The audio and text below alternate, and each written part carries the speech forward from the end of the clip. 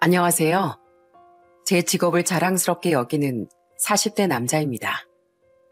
제 직업은 구두 닦기예요. 지나가다 한 번씩 보게 되는 구두 수선집 아시죠?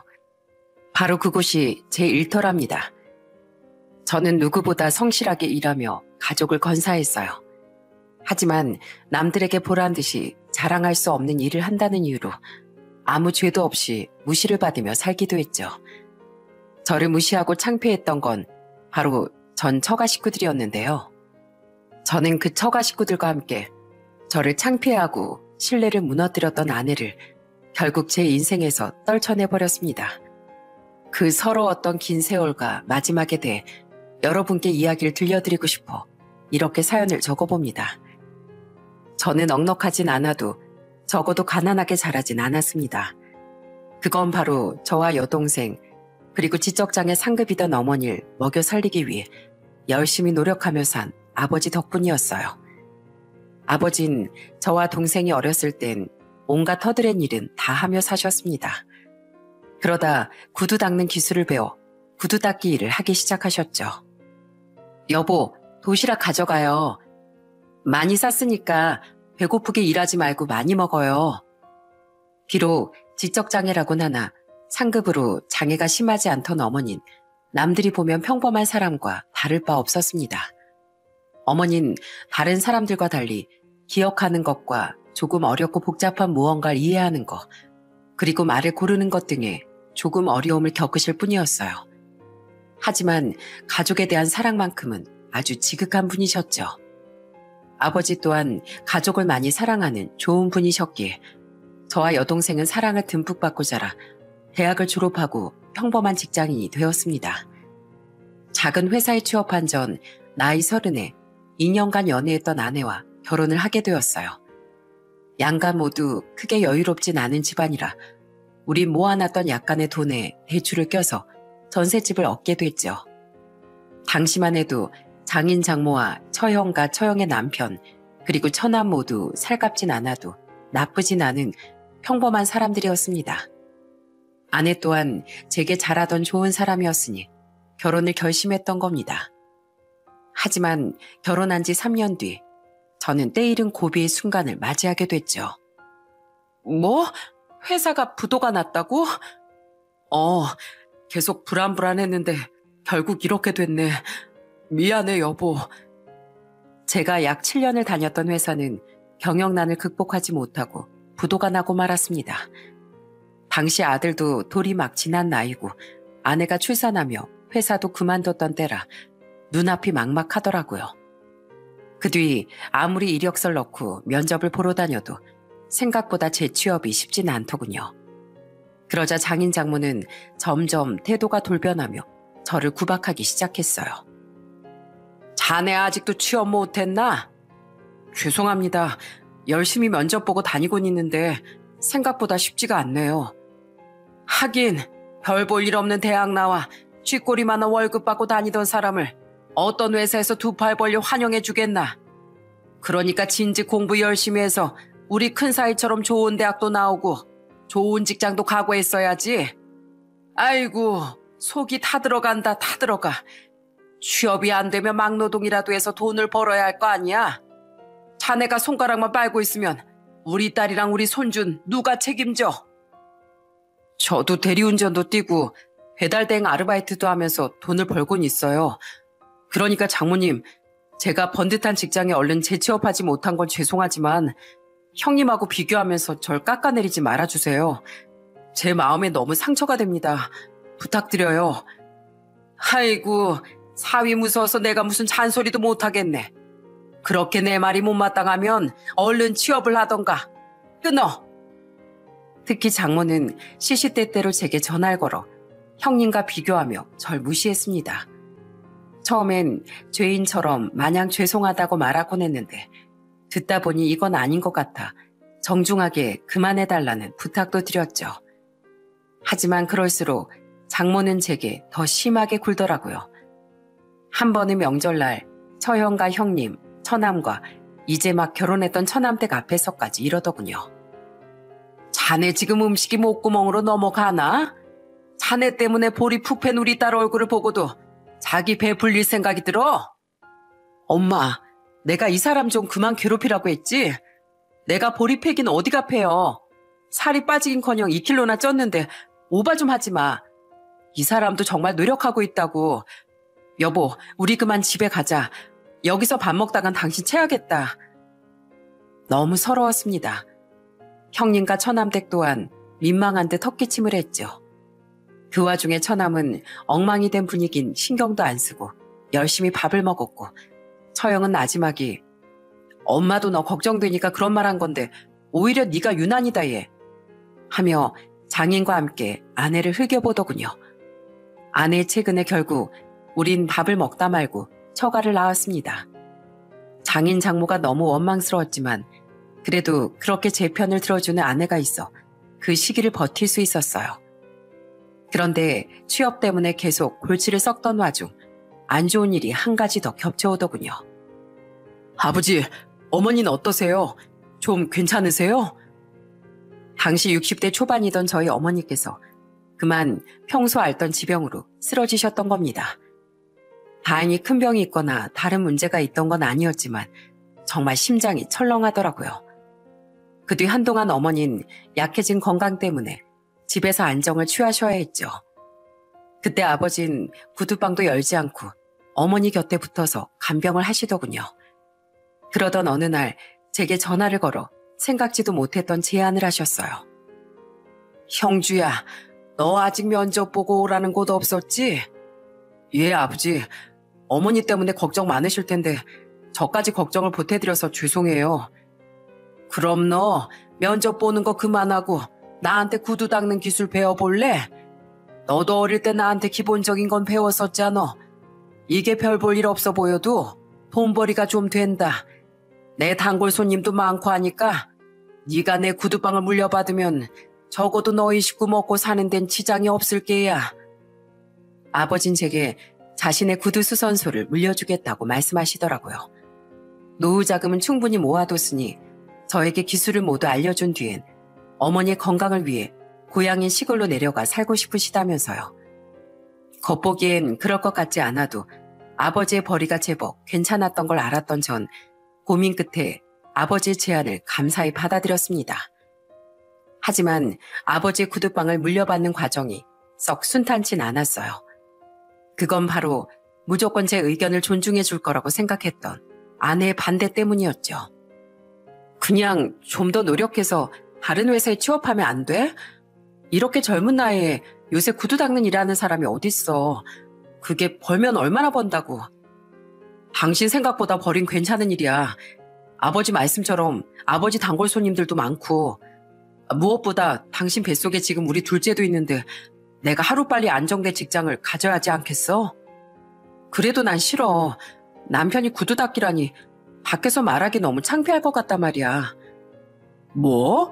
창피해? 당신 우리 아버지 직업을 어떻게 창피하다고 말할 수가 있어?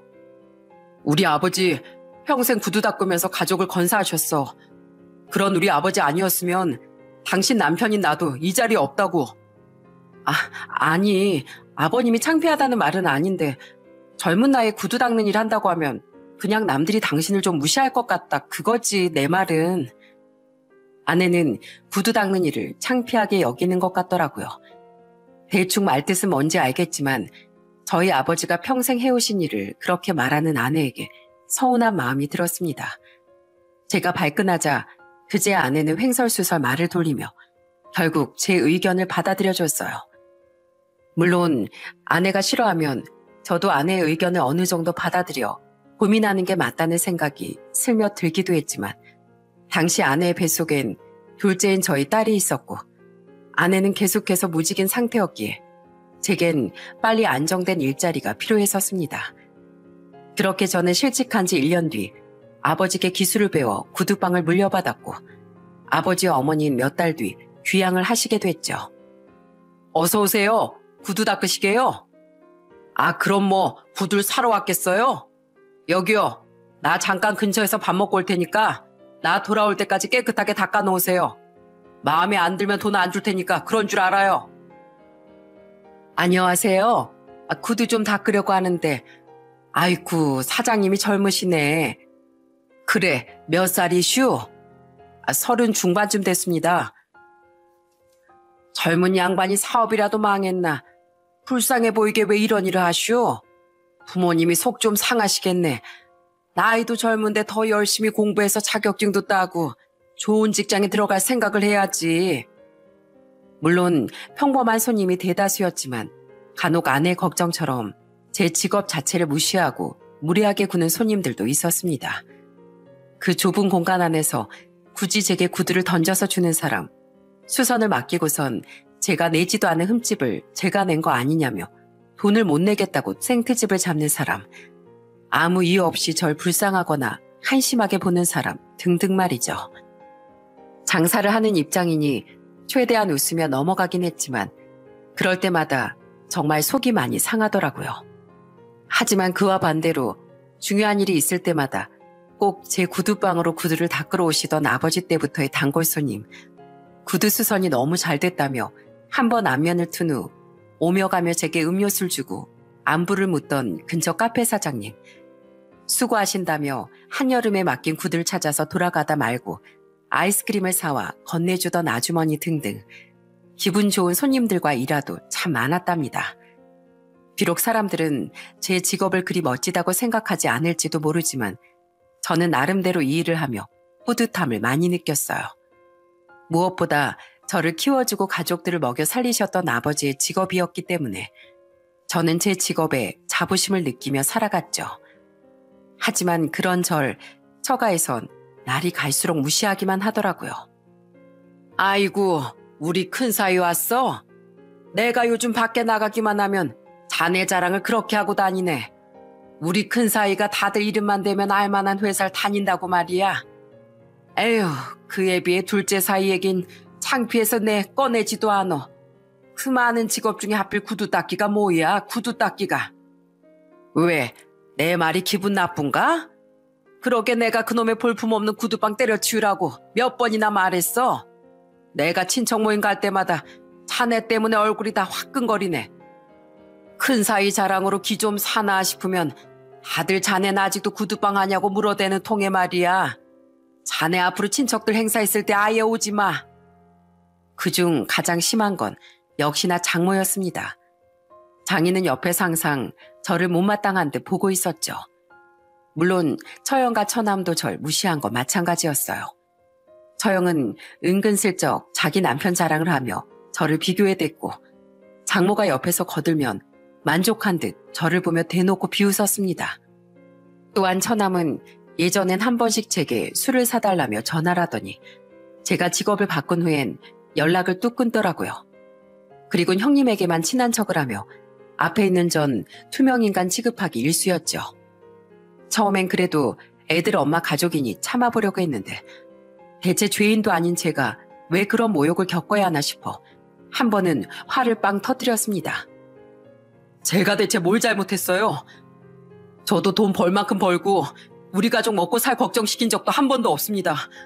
저 돈 버는데 뭐 보태주신 적 한 번 없으면서 왜 저희 아버지한테 물려받은 자랑스러운 제 직업을 그렇게 모욕하세요? 친척들 행사요? 예, 안 갑니다. 그리고 이제 여기도 안 올 거예요. 이제 저 가족 취급도 안 하는 사람들 틈에 굳이 제 발로 기어들어와서 스스로를 괴롭게 만들진 않을 겁니다. 저는 그 길로 가족들을 데리고 처가를 나와버렸어요. 그날 집에 돌아온 아내는 제게 화를 내며 서운하다고 하더라고요. 그래도 우리 부모님인데 당신이 좀 참지 그랬어. 1년에 가봐야 우리 집 몇 번이나 간다고. 그때만 좀 참으면 되는 거잖아. 내가 왜 그래야 하는데? 내가 대체 뭘 잘못해서? 난 그래도 당신 가족이니까 아무리 면박을 당해도 최대한 참으려고 했어. 근데 더는 그러기 싫어. 게다가 당신 예전에 내가 일자리 못 구해서 구박당할 땐 그래도 내 편 들어주더니 당신이 반대하던 구두방 시작한 뒤론 화를 내긴커녕 은근히 당신 가족들 편들지 않았어? 나 빼고 다 나를 못마땅해 하는 집에 대체 내가 왜 가야 되는데? 그거야. 그러면 당신이 기분 나빠서라도 그 일 그만둘 줄 알고 좀 동조했던 거지. 솔직히 나 큰애도 초등학교 들어간 마당에 당신 직업 좀 창피해. 정민이 학교 학부모들 만나면 남편 구두 닦는 일 한다고 하는 거 부끄럽단 말이야. 여보, 애들을 생각해서라도 이제 그만 그 일 그만두면 안 돼? 진짜 어이가 없다. 당신 내 직업 그렇게 창피하면서도 내가 벌어온 돈으로 사치할 건 다 하고 살지 않았어? 애 둘 낳고 당신 일 한 번 한 적 있어? 게다가 당신 최근 1년 들어선 내가 벌어온 돈으로 남들 사는 명품백 다 따라 사려고 하고 부자도 아닌데 사는 옷마다 명품 옷에 금반지에 식기들도 죄다 해외 명품 브랜드로만 사려고 했잖아. 애들 밥은 제대로 차려주지도 않고 SNS에 자랑식으로 사진만 찍어 올려대려고. 요즘 당신이 애들 나 몰라라고 브런치 모임이니 맛집 동호회니 하면서 돌아다니는 것도 내가 몇 번이나 참아줬어. 애들이 나 퇴근할 때까지 저녁도 제대로 못 먹었다면서 얼마나 울상이었는지 알아? 그래도 애들 엄마니까 처가도 당신도 꾹 참고 산 거야. 그리고 당신도 애들 키우고 사면서 힘들었을 테니까 그래 좀 놀러도 다니고 사고 싶은 것도 사라고 그냥 내버려 뒀던 거라고. 우리 부모님 속상해 하실까봐 내가 이러고 사는 거 말씀도 못 드리고 나한테 처가 가는 거 강요하기만 해? 그럼 그땐 당신하고의 관계도 진지하게 고려해 볼 거야. 제 말에 아내는 꿀먹은 벙어리가 되어 아무 말도 못했습니다. 제 직업을 창피해하는 걸 떠나 결혼 초엔 안 그러더니 아내는 날이 갈수록 사치가 심해져 갔어요. 큰애가 8살, 둘째인 딸이 5살 때 딸 어린이집에서 죽이 잘 맞는 학부모를 몇 명 만나더니 그 뒤론 바깥 모임에 맛이 들려 이 모임 저 모임 안 끼는 모임이 없어지더라고요. 그렇게 애들과 집안일에 소홀해져 힘들게 일을 하고 집에 들어온 제가 청소며 빨래며 밥까지 하는 일이 잦아졌죠. 그런데 그 와중에 모임 사람들이 하는 건 다 따라서 사려고 들더군요. 그렇게 아내의 보여주기식 사치는 날이 갈수록 심해지게 된 겁니다. 가뜩이나 제 직업을 부끄러워하던 아내에게 서운함이 쌓이고 있었는데 갈수록 이상하게 변하기까지 하니 마음이 차츰 멀어지며 더 이상 처가 식구들도 참아주기 싫게 된 거죠. 그 뒤 전 명절 때만 장가식 처가를 갈 뿐 이외엔 처가 근처에 발길도 하지 않았습니다.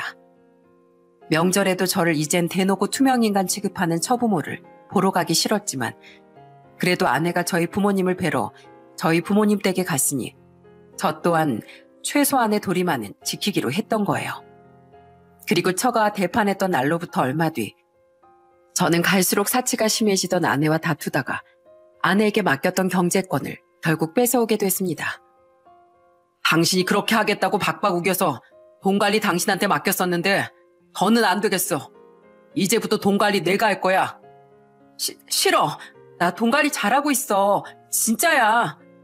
아니, 봐주는 것도 한계가 있지. 더는 못 참아. 당신 변해도 너무 이상하게 변했어. 그때 아내는 끝까지 제게 경제권을 뺏기지 않으려고 하더군요. 그러다 결국 힘으로 통장을 빼서 통장 정리를 해보니 세상에 어느 정도 예상은 했지만 다달이 나가는 아내 명의 카드값이 장난이 아니었더라고요. 집에 돌아와 아내를 추궁하니 할부로 산 명품옷과 가방들이 많았다며 기어들어가는 목소리로 말하더군요. 하지만 가장 큰 문제는 통장에 떡하니 찍혀있던 얼마 전의 인출 기록이었습니다. 당신 이거 뭐야? 뭔데 3천만 원이라는 거금을 인출했어? 아내는 3천만 원이라는 거금을 멋대로 인출해 썼더라고요. 놀라서 아내를 최근에 들은 돈의 목적지는 제 화를 돋우는 데 충분했습니다. 그냥 좀 썼어. 그러니까 그 큰 돈을 어디에 썼냐고. 그런 큰 돈을 쓸 때 나랑 상의를 했어야지. 대체 어디에다 썼어? 사실은 엄마가 좀 필요하다고 해서 빌려줬어. 동혁이가 몇 년 사이 주식에 맞들렸던 거 알지? 근데 걔가 이번에 잘못된 정보를 듣고 대출까지 받아서 사고를 쳤나 봐. 그게 완전 폭락해서 지금 신용불량자 될 위기래. 당장 3천 못 갚으면 신용불량자 되고 이혼까지 당하게 생겼다고 하는데 그럼 어떡해. 저를 매형 취급도 안 하던 처남이 친 사고 뒷수습을 위해 아내는 장모에게 그 큰 돈을 빌려줬다고 말하더군요. 저는 아내에게 크게 화를 냈어요. 한 달 안에 그 돈 다시 가져와. 안 그러면 나 당신이랑 못 살아. 돈도 돈이지만 난 당신이 날 속였다는 사실이 더 화가 나. 그리고 또다시 이런 일 있으면 나 당신이랑 이혼할 거야. 알았어? 여보, 어떻게 아무리 그래도 나한테 이혼이라는 말을 해. 그리고 가족끼리 그 정도는 빌려줄 수 있는 거잖아. 가족? 당신 가족이 언제 날 가족 취급해줬는데? 잔말 말고 여기 또다시 이런 일 있으면 이혼하겠다는 각서 써. 안 쓰려면 지금 당장 이혼당할 준비하던가. 그날 결국 아내는 울며 겨자 먹기로 각서를 쓰게 됐습니다. 그 뒤 아내는 제게 생활비를 타섰으며 한동안 사치를 못하게 됐어요. 물론 아내는 처가에서 3천만 원을 받아오지도 못했고 그놈의 모임 따라다니느라 여전히 아이들에게도 자주 소홀했죠. 그래도 이혼이 쉬운 일은 아니니 아내를 한 번 봐준 전 최대한 알뜰살뜰 돈을 모으며 그동안 아내가 낭비했던 돈을 메꾸는데 최선을 다했습니다. 덕분에 저는 3년 뒤 깨끗한 신축 아파트를 살 수 있었어요. 물론 대출을 끼긴 했지만 난생 처음 갖게 된 자가에 정말 눈물이 날 정도로 기쁘더라고요. 우와, 여보, 진짜 여기가 우리 집이야? 그래, 우리 집이야. 이제 집주인 눈치 안 보고 벽에 모칠도 해도 되고 전세금 올리진 않을까 계약 갱신 때마다 불안에 떨지 않아도 돼. 정민아, 혜린아, 여기가 바로 우리 집이야. 멋지지? 우와, 아파트 사는 친구들 완전 부러웠는데 우리 아빠 최고!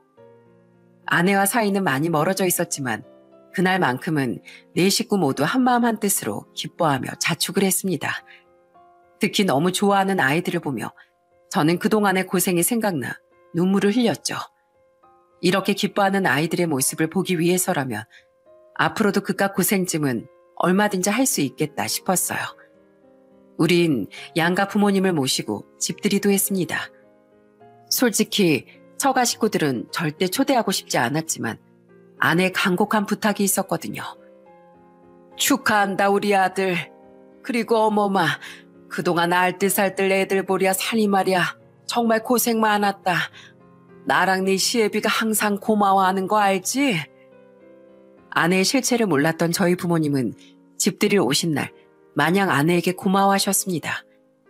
반면 장인 장모는 제게 고생했다는 말은커녕 이렇게 비아냥거리더라고요. 축하하네 김서방. 집이 생각보다 너무 좋구먼.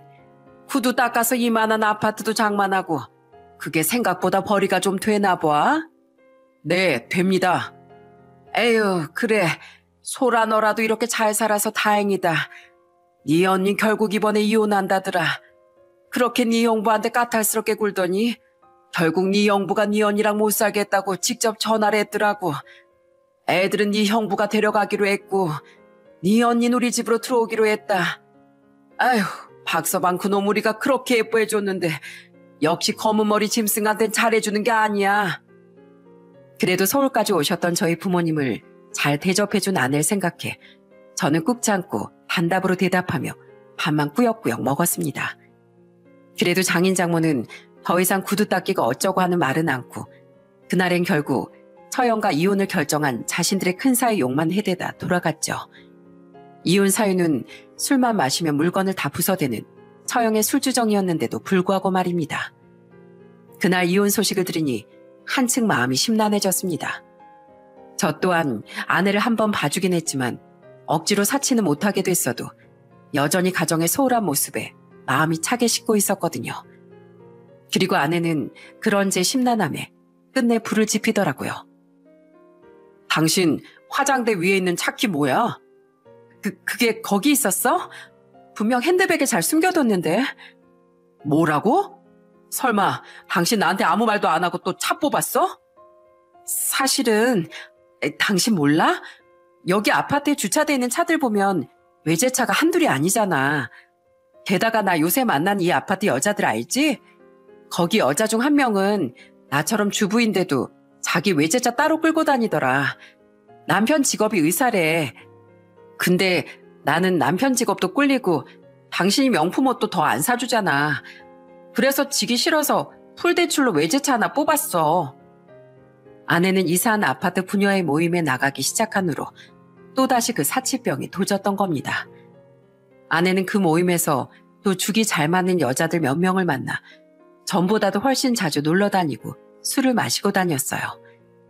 제발 집안일은 고사하고 애들 좀 챙기라고 화를 내도 속이의 경일기였죠. 그 와중에 그 여자들에게 지기 싫다며 자꾸 제게 또 명품 옷을 사달라고 운을 띄우기에 화를 냈더니 자기 명의로 또 카드를 만들어 귀엽고 쇼핑을 한가득 해왔더군요. 예전에 분명 카드를 제가 잘라버렸었는데요. 그래서 노발대발하며 카드를 또 빼앗아 버렸더니 이번엔 겁도 없이 풀알프로 외제차를 사왔던 겁니다. 그때가 그 아파트로 이사한 지 고작 1년 정도가 지났던 때였어요. 기가 찬 저는 아내에게 대체 그걸 무슨 돈으로 갚으려고 저 몰래 사왔냐고 물었어요. 그리고 돌아온 아내의 대답에 정말 뒷목을 잡고 말았죠. 사실 당신 몰래 만들어뒀던 카드가 하나 더 있어. 그걸로 카드 대출 받아서 동혁이가 권유한데 2천만 원 투자해뒀어. 동혁이가 투자만 하면 다달이 몇백씩 수익금 받을 수 있다고 했거든. 그걸로 차 할부 비용도 카드 대출금도 갚으면 돼. 이거 진짜 확실한 투자라고 동혁이가 그랬어. 당신이 알면 반대할까봐 비밀로 하긴 했는데 진짜 남는 장사라고 했다니까. 물론 지난 2달 동안은 수익금을 못 받긴 했는데 다음 달엔 진짜로 받을 수 있을 거라고 했어. 그래서 차도 산 거야. 아내는 우물쭈물하며 처남을 통해 대출받은 돈으로 투자를 했다고 말했습니다. 정말 환장하겠더라고요. 세상에 그렇게 쉽게 돈 벌 수 있는 일이 어디 있겠어? 그거 완전 사기잖아. 아니야. 동혁이가 주식 같은 건 잘 알잖아. 걔 돈도 투자했다고 했어. 믿어봐. 처남 저번에도 주식 투자 잘못해서 몇 천이나 돈 날렸잖아. 그래서 당신이 당신 엄마한테 3천만 원 빌려주고 아직까지도 못 받고 있잖아. 근데 그런 처남을 믿고 돈을 빌려줬다고? 당신 만약에 그 돈 잘못되지? 당신 예전에 나랑 각서 썼던 거 알지? 나 이번엔 당신 안 봐줘. 정말로 이혼할 거야. 알았어? 난 당신 멋대로 저지른 대출금 단 한 푼도 못 갚아줘. 아내는 당황하며 이번엔 정말 자신을 믿어달라고 말하더군요. 하지만 저는 이미 자꾸만 저 몰래 일을 벌이는 아내에게 마음이 전부 떠난 상태였어요. 말은 저렇게 했지만 설사 처남이 권한 투자가 잘 된다고 해도 더는 아내와 살 마음이 없어졌죠. 그렇게 한동안 전 제 눈치를 보던 아내와 한마디도 하지 않고 냉전 상태를 유지했습니다. 그리고 그 사건 이후 며칠이 지났던 어느 날 제 구두방에 전혀 예상하지 못한 불청객이 찾아왔어요. 김서방, 잘 있었나? 그 사람은 바로 장모였습니다. 하도 황당해서 여긴 어떻게 왔냐고 물으니 아내가 알려줬다고 하더라고요. 저는 그 말을 듣고 아내와 제가 이혼할 위기에 놓이자 장모가 절 회유하러 왔구나 싶었어요. 하지만 제 예상은 철저히 빗나갔죠. 장모 입에서 나온 말은 더욱더 뻔뻔하게 그지없더군요. 김서방, 저번에 보니까 집이 아주 넓고 좋더라고. 구두 닦아서 그런 좋은 집도 사고 우리 사위 아주 대단해. 아, 예. 무슨 일로 오셨어요? 왜 그렇게 쌀쌀맞게 말하나? 나 자네 장모일세. 보면 알아요. 그러니까 갑자기 생전 안부 한번 안 묻던 절 제 일터까지 왜 찾아오셨냐고요? 그렇게 창피해하던 제 구두방을 직접이요. 아니, 사실은 자네 처남 말일세. 걔가 또 사골 쳤지 뭔가. 저번에 자네한테 빌려서 갚아준 3천만 원이 끝인 줄 알았더니 알고 보니까 훨씬 더 많더라고. 게다가 이번에 무슨 투자를 했는데 그게 사기였던 모양이야. 이번엔 진짜 될 투자라고 겁도 없이 또 대출을 받아서 했다가 날려먹었다는구먼. 어떻게든 범인 잡으려고 백방으로 뛰어다닌 모양인데 신고 냈는데 결국 못 잡을 것 같대. 그래서 길바닥에 나앉을 판이라고 하네. 장모는 제게 처남이 정가는 비교도 되지 않는 빚더미에 오르게 됐다고 말했습니다. 순간 직감했죠. 처남이 망했다는 투자가 바로 제 아내가 2천만 원을 넣어놨다던 그 투자라는 걸 말입니다. 방금 자기 입으로 자기 둘째 딸의 이혼을 확정지었다는 건 꿈에도 모르던 장모는 계속해서 말을 이어갔어요. 그래서요? 그래서 우리가 지금 사는 집 팔고 그 빚 갚아주려고 방금 집을 내놓고 왔네. 그리고 우리 큰애랑 같이 자네 집으로 들어갈 생각이야. 자네 집 방도 3개이지 않나. 우리 큰애는 그냥 거실에서 자라고 하고 나랑 자네 장인한테 방 하나만 주게. 우리가 딱 5년만 신세 좀 지겠네. 자네 애들은 아직 어리니까 같이 방 쓰라고 하면 되잖아. 장모는 처형과 장인과 셋이 저희 집에 들어오겠다는 말을 하려고 제 가게까지 왔던 겁니다. 그것도 부탁도 아닌 통보를 하러 말이죠. 저는 기가 차서 반박에 거절을 했죠. 뭐 5년을 저희 집에서 같이 사시겠다고요? 안 됩니다. 장인어른하고 장모님이 그동안 절 얼마나 무시하고 구박했는지 벌써 잊으셨어요? 근데 이거 저희 집사람도 아는 내용인가요? 그건 아닌데 걔야 뭐 자기 친정 일인데 당연히 좋다고 하겠지. 그래도 내가 자네 생각해서 소라통해서 말 안 하고 자네한테 직접 말하러 여기까지 온 거 아닌가. 그리고 자네 남자가 고작 우리가 구박 좀 했다고 꽁에 있나? 아휴 알았네. 내 사과함세. 그러니까 마음 풀고 우리 앞으로 잘 좀 살아보자고. 싫습니다. 그래도 사위라고 제가 두 분께 기본적인 도리는 하면서 살았지만 같이는 절대 못 삽니다. 안 돼요. 저희 애들도 점점 크고 있고 성별도 달라서 지금처럼 각자 방 쓰게 해야 돼요. 정말 정없이 왜 이러나. 처부모도 부모야 이 사람아. 잔말 말고 방 비워놔. 아직 둘째 어리잖아. 지 오빠랑 같이 방 못 쓰게 할 것 같으면 자네 방에서 같이 지내게 하면 되잖아. 아니면 우리랑 같이 방 쓰게 해도 되고. 나 자네 아내 엄마일세. 아 그래요? 아까부터 부모 하시는데 저는 두 분이 저한테 언제 부모 역할을 해주셨는지 전혀 모르겠네요. 세상에 어떤 부모가 자식 직업 가지고 대놓고 무시합니까? 그리고 제 아내 부모라고 하셨죠? 그럼 장모님 그 귀한 딸 반품해드릴게요. 그럼 됐나요? 그러니까 이제 뒤돌아서 고이 돌아가세요. 물건도 아닌 사람이라 어디다가 폐기 처분하기도 힘들었는데 잘 됐네요. 제발 좀 데려가세요. 안 그래도 저 집사람이랑 이혼하려고 했거든요. 그거 아세요? 처남이 했다는 투자 집사람이 카드 대출 받아서 2천만 원이나 같이 한 거요. 예전에도 장모님한테 멋대로 3천만 원 준 거 걸려서 한 번만 더 그런 일 있으면 이혼하겠다고 저한테 각서 썼거든요. 근데 그 돈 절대 못 찾을 거라고 장모님이 방금 저한테 속 시원히 말해주셨네요. 전 돈도 안 벌면서 사치만 일삼고 애들한테 관심도 없는 그런 사람 이젠 지긋지긋합니다. 아 맞다. 그 3천만 원 언제 갚으실 거예요? 이제 가족도 아닌데 당장 갚으세요. 어차피 아내와 이혼할 생각이었지만 그래도 어른이니 좋게 거절하려던 제게 장모는 화를 내며 억지를 써대더군요. 결국 저는 화가 폭발해 아내보다 장모에게 먼저 이혼 선언을 해버렸습니다. 거기에 더해 제게 빌려갔던 돈도 당장 내놓으라고 소리쳤죠. 그러자 장모는 식겁을 하며 이러더라고요. 여기서 갑자기 그 돈 얘기가 왜 나와? 정말 쪼잔하게 왜 이러나? 그리고 애가 그깟 돈으로 사고 좀 칠 수도 있지. 고작 돈 문제 가지고 이혼을 해? 언젠 구두 닦기 사위라고 그렇게 절 무시하시더니 그 구두약 냄새 묻은 돈은 또 필요하셨나 보죠? 제가 구두 닦아서 산 저희 집도 이제 와서 그렇게 탐이 나셨어요? 근데 이미 늦었습니다. 저는 두 분한테 상처 받을 만큼 받았고 그래서 더는 두 분, 아니 그 집안 식구들 전부 가족이라는 생각도 안 들어요. 제 아내도 마찬가지고요. 고작 돈 문제가 아니라 제 직업을 창피하고 집안엔 관심조차 없는 와중에 그 사람에 대한 신뢰도가 완전히 깎여서 정이 뚝 떨어진 겁니다. 게다가 처가 식구들까지 이렇게 하나같이 모렴치한데 제가 뭘 위해서 이 결혼 생활을 유지해야 돼요?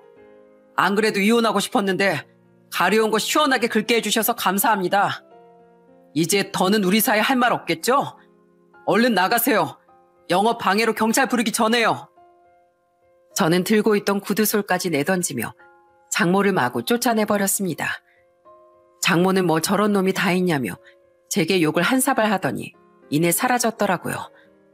진짜 마지막까지 오만정이 떨어지게 하는 사람이었죠.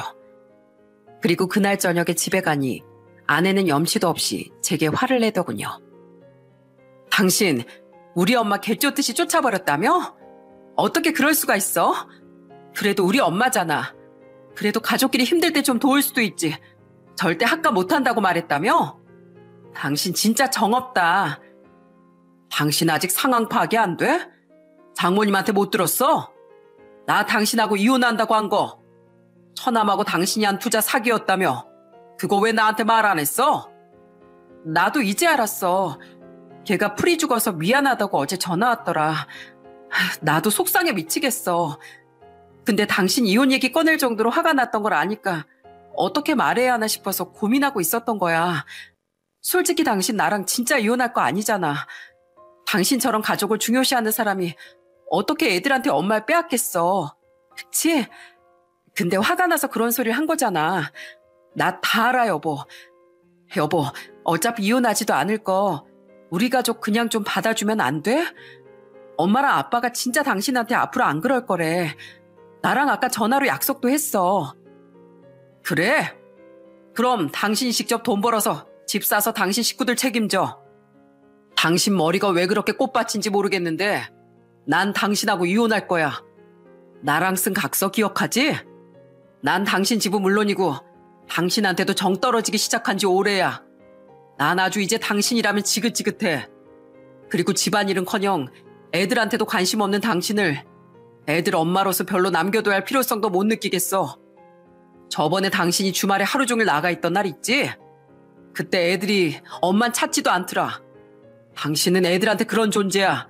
있으나 마나한 존재. 당신이 그동안 말아먹은 돈이 얼만지 굳이 안 세어봐도 엄청난 건 알지?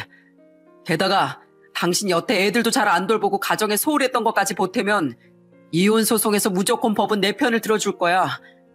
당신이 멋대로 처가에 빌려준 돈, 그건 그냥 내가 애들 낳고 산정 생각해서 재산 분할 해줬다고 생각하고 안 받을게. 그러니까 조용히 짐 싸서 나가. 여보, 진심이야? 여보, 내가 잘못했어. 우리 가족 얘기 때문에 더 화가 났구나. 알았어. 그럼 엄마한테 우리 집에 올 생각은 하지도 말라고 할게. 아니, 아예 우리 명절에도 친정에 가지 말자. 그럼 되는 거지? 여보, 무섭게 왜 그래? 내가 당신하고 이혼하고 어떻게 살라고? 그건 더 이상 내 알 바 아니지. 여태 내가 벌어온 돈으로 호의호식하고 살았으니까 앞으로는 직접 일해서 그 좋아하는 사치도 하고 모임도 나가. 그럼 되잖아. 그렇게 창피하던 구두 닦기 남편이자 사이가 나가준다는데 왜 이제 와서 다들 나한테 매달리는 거야? 난 당신한테 할 만큼 했어. 기회도 줄 만큼 줬고 그 모든 걸 다 뻥차버린 건 바로 당신이야. 이젠 내가 내 인생에서 날 좀먹는 당신하고 당신 가족들 영원히 내다버릴 거야. 그러니까 당장 나가. 제가 단호하게 나가자 아내는 그제 엉엉 울며 싹싹 빌더라고요. 하지만 이미 버스는 떠난 뒤였죠. 결국 아내는 짐을 싸서 친정으로 향했습니다. 가면서도 끝내 미련을 버리지 못하고 울면서 이렇게 말하더군요. 당신이 나 없이 잘 살 수 있을 것 같아? 주부가 집에 있을 땐 티가 안 나도 없어지면 바로 난자리가 보이는 법이야. 어디 나 없이 애들하고 한번 살아봐. 분명 며칠도 못 가서 후회하게 될 거야. 어디 며칠이나 버티나 보자고. 집안이라고 애들 돌보는 게 주부 아니야? 당신이 집에서 뭐 하던 게 있어야 난자리가 보이지. 쓸데없는 소리 하지 말고 이혼 서류 보낼 테니까 도장이나 찍어. 아내가 나간 후에야 저는 방에 들여보냈던 아이들을 불러 사과를 했습니다. 당시 13살, 10살로 어느 정도 철이 들었던 아이들은 울먹이면서도 저를 꼭 안아주며 이렇게 말하더라고요. 우린 아빠 편이에요. 나랑 혜린이는 엄마가 없어지는 것보다 아빠가 슬픈 게 훨씬 슬퍼요. 우린 아빠만 있으면 돼요. 그렇게 말해주는 아이들에게 고맙기도 하고 한편으론 얼마나 아내가 소홀했으면 애들이 이렇게 말하나 싶어 눈물이 났습니다. 다음 날부터 저는 직접 애들의 등교 준비를 해줬어요. 어차피 애들은 학교 끝나면 곧장 학원으로 가니 평소보다 조금 일찍 퇴근해서 아이들의 저녁을 직접 차려주고 집안일을 했죠. 솔직히 아내와 함께 살 때에도 늘상 하던 일이라 아내가 없어도 뭐가 불편한지 전혀 모르겠더라고요. 아이들 또한 아내를 전혀 찾지 않았고요. 저는 이혼 서류를 퀵으로 처가에 보내버렸습니다. 그러자 장모는 길길이 날뛰며 제게 전화를 걸더군요. 자네 진짜 자네까지 이럴 겐가? 소라가 지언니처럼 술 먹고 물건은 부수기를 했어. 뭘 했어? 부부가 좀 마음에 안 드는 면이 있어도 참고 살 줄도 알아야지. 어쩜 그렇게 이기적인가? 장모님은 참 좋으시겠어요. 할 말 못할 말 어디서든 다 하고 사셔서요. 근데 그거 아세요? 장모님이 한마디 할 때마다 오만정이 와르르 떨어지는 거요. 그렇게 살다간 분명 주위에 있는 사람들 다 떠나갈걸요? 장모님이 잘못시킨 자식 교육 때문에 결국 장모님 딸들이 그렇게 이혼하는 겁니다. 장모님, 아니 아주머니. 저는 더 이상 그쪽 집안과 털끝만큼도 엮이고 싶지 않아요. 그러니까 그 창피한 구두방은커녕 직업 자체가 없는 아주머니 딸 데리고 천년만년 행복하게 사세요. 그럼 전 이만 차단합니다. 이혼은 진행해야 했기에 저는 아내를 제외한 모든 처가 식구들의 연락처를 전부 차단해버렸습니다. 그러자 이번엔 아내가 울며 불며 집으로 다시 찾아왔더라고요.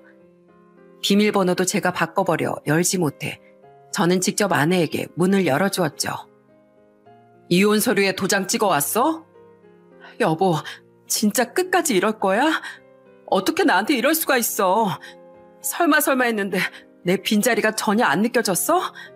얘들아, 엄마 안 보고 싶었어? 네, 엄마, 안 보고 싶었어요. 큰아들은 차가운 표정으로 자기 엄마를 향해 비수를 꽂더군요. 아내는 충격을 받았는지 울다 말고 그 자리에 얼어붙더라고요. 저는 그런 아내를 향해 말했죠. 이제 알았지? 당신 애들 엄마 자격이 없다는 걸. 계속 서류에 도장 안 찍으면 나 정말 소송 걸 거야. 애들한테 더 부끄러운 모습 보이지 말고 그만 이혼해. 아내는 결국 울며 겨자 먹기로 협의 이혼에 동의하게 됐습니다. 자신이 쓴 각서도 있었으니 그 이상은 억지 쓰지 못했던 거죠. 저는 그래도 아내가 가정에 충실했던 한때를 생각해 아내에게 어느 정도 재산 분할을 해줬어요. 뭐 그 돈으로 외제차 할부금 갚고 대출금 갚으면 얼마 남을지 모르겠지만 말입니다. 이혼 확정을 위해 몇 달 뒤 다시 아내를 봤을 때 아내는 아직도 정신 못 차리고 그 외제차를 끌고 왔더라고요. 직장은 구하지도 않고서 말이죠. 그러거나 말거나 이제 남남이 된 아내의 일엔 더 이상 신경 끄기로 했습니다. 그렇게 이혼한 지 지금은 3년이 지났어요. 저는 여전히 열심히 구두방을 운영하며 어느덧 중3이 된 아들과 초등학교 6학년인 딸을 키우고 있죠. 그리고 그 사이에 저는 몇 번이나 전처의 전화를 받았어요. 특히 이혼을 했던 해엔 전처는 몇 번이나 울며 제게 전화를 걸더라고요. 애들 문제 때문에 연락을 완전히 끊을 수도 없어 전화를 받아줬더니 전처는 계속해서 하소연을 했죠. 여보, 나 진짜 당신하고 애들이 너무 보고 싶어. 나 요새 식당으로 일 나가. 엄마가 생활비 안 낼 거면 이 집에서 나가라고 해서 하기 싫은 일 겨우 구했어. 안 하던 일 하려니까 삭신도 쓰시고 모임 사람들한테 식당 일 한다고 말하기 창피해서 아예 모임에도 안 나가. 나갈 돈도 없고. 그리고 나 차도 폐차했어. 알고 보니까 이게 침수차더라. 완전 사기당했어. 우리 결국 동혁이 빚 갚아준다고 집 팔아서 방 2칸짜리 다 쓰러져가는 집으로 이사했거든. 이 좁아 터진 집에서 엄마랑 아빠랑 언니까지 넷이서 사는데 너무 불편해. 게다가 동혁이 걔는 돈 신나게 빌려갈 땐 언제고 돈 갚을 생각은커녕 집 좁아서 불편하다고 명절에도 안 와. 어떻게 사람이 그럴 수가 있어? 여보, 나 넓고 좋았던 우리 아파트가 너무 그리워. 나 정말 이혼한 거 너무 후회돼. 우린 아무도 당신이 그립지 않아. 당신 정민이한테 전화해서 그랬다며? 아빠한테 엄마 보고 싶다고 말 좀 해달라고. 근데 정민이가 반박에 싫다고 거절했다며? 당신 원래 애들 안부 묻지도 않던 사람 아니야? 대체 왜 그러고 살아? 그러게 있을 때 잘했어야지. 나 저번에 아파트 주민 모임에 다녀왔는데 당신 부녀회에서 내 직업 공무원이라고 속였다며? 그렇게 창피하던 구두 닦기 남편을 왜 자꾸 그리워해? 난 당신한테 최선을 다했어. 그러니까 더 이상 당신에게 미련도 없어. 그러니까 당신도 인생 공부했다고 치고 이제 정신 차리고 새삼 좀 살아. 남의 눈에 보이는 것만 신경 쓰지 말고 진짜로 인생에서 중요한 게 뭔지 깨닫길 바래. 당신이랑 애들 낳고 산 사람으로서 마지막 남은 의리로 해주는 말이야. 제 말귀를 알아들은 건지 전처는 한동안 정말 연락을 하지 않더군요. 그런데 몇 달 전 전처는 또 제게 오랜만에 전화해 대낮부터 술에 취해 한심한 소리를 늘어놓더라고요. 여보, 잘 있었어? 여보, 옛날엔 내가 정말 미안했어. 나 요즘 들어서 자꾸 후회만 해. 여보, 나 시간을 되돌릴 수만 있다면 절대로 그런 실수 2번 다시 안 할 거야. 그러니까 나 한 번만 용서해주면 안 돼? 사실 나 저번 주에 차였다? 그 자식 그렇게 내가 좋다더니 고작 8개월 만에 날 차버리더라.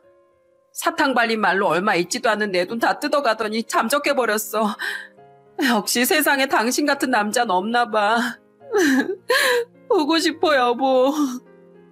저는 그 한심한 말에 그냥 아무 대답도 않고 끊어버렸습니다. 애들 일로 연락할 일이 있을 것 같아 계속 전화를 받았더니 애들 얘긴커녕 저런 쓰잘데기 없는 말만 늘어놓으니 차단 안 할 이유가 있나 싶더라고요. 그래서 그날 저는 전처의 번호를 그냥 차단해버렸어요. 어차피 애들 안부 한 번 안 묻던 사람이었으니까요. 그 뒤로 전처가 어떻게 지내는진 알지 못하지만 애들에게도 연락 한 번 없는 사람이니 알아서 잘 살고 있겠거니 생각하고 있습니다. 아이들 역시 자신들이 밥은 잘 먹고 사는지 한 번 묻지도 않던 전처를 마음에서 잊은 지 오래랍니다.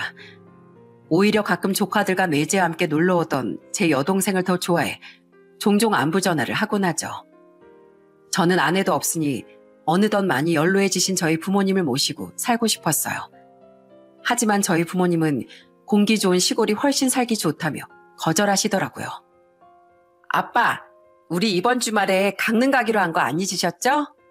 아이고, 맞다. 아빠가 깜빡했네. 아빠 너무해요. 저랑 오빠랑 둘 다 벌써 짐도 다 싸고 잔뜩 기대하고 있었단 말이에요. 아이, 농담이야, 농담. 아빠가 이미 수영장도 있는 숙소로 다 예약해놨죠? 와, 우리 아빠 최고! 저와 아이들은 전처 없이도 아주 즐거운 삶을 살아가고 있습니다. 슬픈 일이지만 아이들은 저와 전처가 싸우는 모습을 안 봐도 되니 오히려 너무 좋다고 하더라고요.